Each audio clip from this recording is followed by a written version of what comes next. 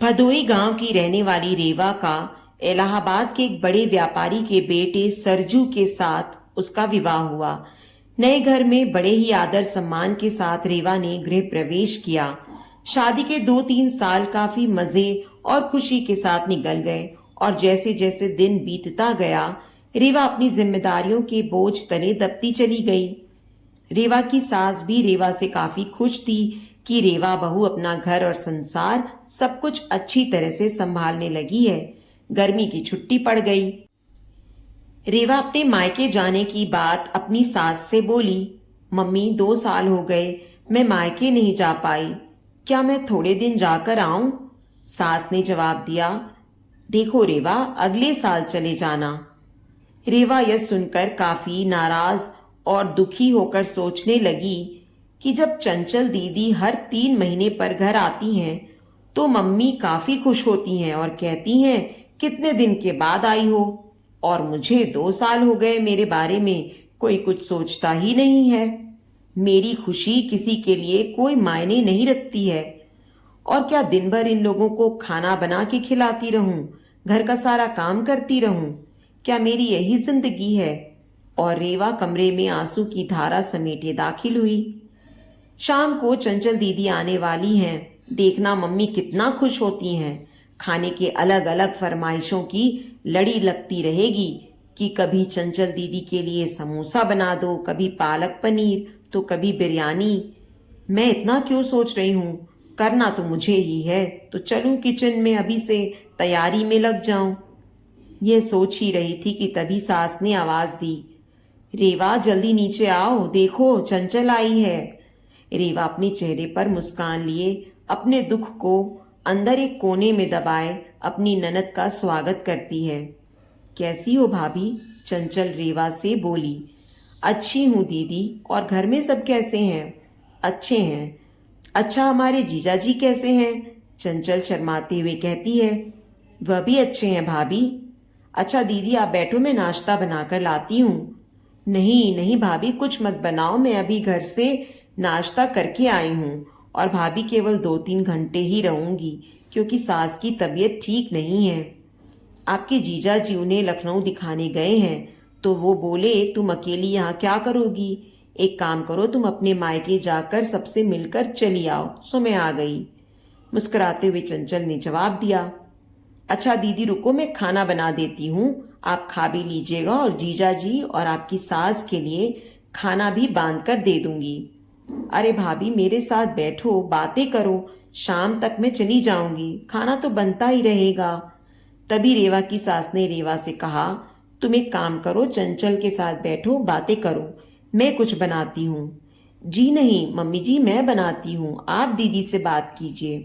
तभी चंचल ने कहा, कोई बात नहीं, आप खाना बनाओ और मैं आपसे बातें करूंगी, थोड़ी मदद हो जाएगी, यह ठीक रहेगा, क्यों माँ?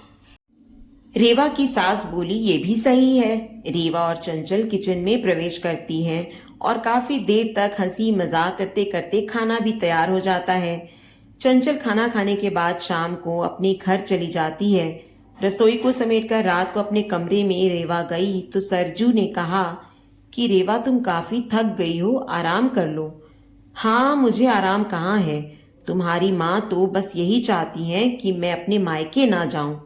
चंचल दीदी 1-2 घंटे के लिए आती हैं लेकिन मिलकर तो जाती हैं। उसमें क्या, तुम भी चली जाओ रेवा, सरजू ने कहा।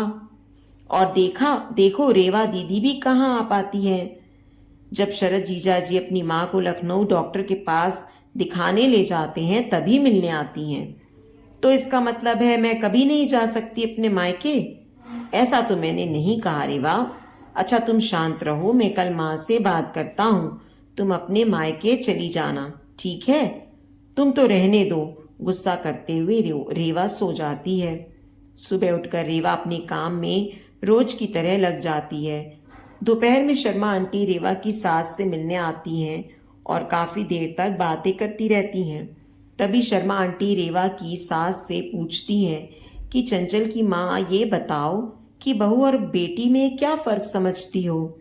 रेवा इस सवाल के जवाब का इंतजार कर रही थी कि मम्मी जी का इस पर क्या जवाब होगा। रेवा की सास मुस्कुराते हुए बोली, बेटी कैसी भी हो, पर वह मीठी होती है। बहू नमक की तरह नमकीन होती है। यह सुनते ही रेवा निराश होती है और दिल भी काफी दुखी हो जाता है। शर्मा आंटी चली जाती हैं। काफी देर तक रेवा यह सोचती है कि मैंने मम्मी के साथ क्या बुरा किया है। मम्मी मेरे बारे में ऐसा क्यों सोचती हैं। और वह अब घर में निराश रहने लगती है। निराश रेवा को देखकर एक दिन रेवा की सास ने पूछा, रेवा यहाँ आओ, तुमसे कुछ किसी ने कहा है क्या, या सरजू ने कुछ बोला क्या। कुछ नहीं मम्मी जी, रेवा की आवाज में दर्द था। रेवा की सास ने अपने पास बिठाकर पूछा, नहीं तुम बताओ रेवा क्या हुआ है। रेवा की आंखों में आंसू भर आए और रेवा ने सास को सारी बात बता दी कि कैसे शर्मा आंटी से आप बेटी और बहू में फर्क बता रही थी। ओह, तो ये सुनकर तुम नाराज हो गई, बस इतनी सी बात। अरे रेवा, मैंने कहा बेटी मीठी होती है, वह चाहे कितनी भी गलती करे उसकी गलती नजर ही नहीं आती है। वह गुड़ की तरह मुंह में घुल जाती है और खाने में अगर मीठा ना हो तो कोई फर्क नहीं पड़ता है।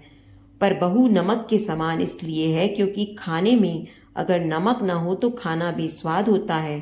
खाने में नमक मिलने पर हम जो खाना खाते हैं उसी समय नमक के हम कर्जदार बन जाते हैं। ठीक उसी तरह तुम मेरे लिए वही नमक हो। मैं अपने स्वार्थ के लिए तुम्हें कहीं नहीं जाने देती हूँ, क्योंकि तुम्हारे न रहने पर घर सूना सा लगता है। तुम इस घर को संभालती हो, इसलिए हम तुम्हारे कर्जदार हैं। रेवा सारी बात समझ जाती है और अपनी सास के गले लिपट कर रोने लगती है। शाम को सरजू जब घर आता है तो अपनी माँ से कहता है कि माँ, रेवा अपने मायके जाना चाहती है एक दिन के लिए। रेवा तपाक से बोल उठी, नहीं नहीं, मुझे नहीं जाना है। मैं चली गई तो खाने में कोई स्वाद नहीं रहेगा। सरजू को कुछ समझ नहीं आया कि कल रात मायके जाने के लिए मुझसे कह रही थी, अचानक से इसे क्या हो गया। सरजू सोचने लगा कि इन औरतों को समझना मर्दों के बस के परे है। रेवा की सास रेवा के सिर पर हाथ फेर रही थी और सरजू एक टक लगाकर रेवा और अपनी माँ को देखता रह गया। तो दोस्तों, उम्मीद करती हूँ आपको आज की हमारी कहानी पसंद आई होगी। कहानी पसंद आई हो तो वीडियो को लाइक और शेयर करें। चैनल पर नए हैं तो चैनल को सब्सक्राइब करें और हाँ, नोटिफिकेशन बेल को ज़रूर दबाएं ताकि अगली अपडेट सबसे पहले आपको मिले।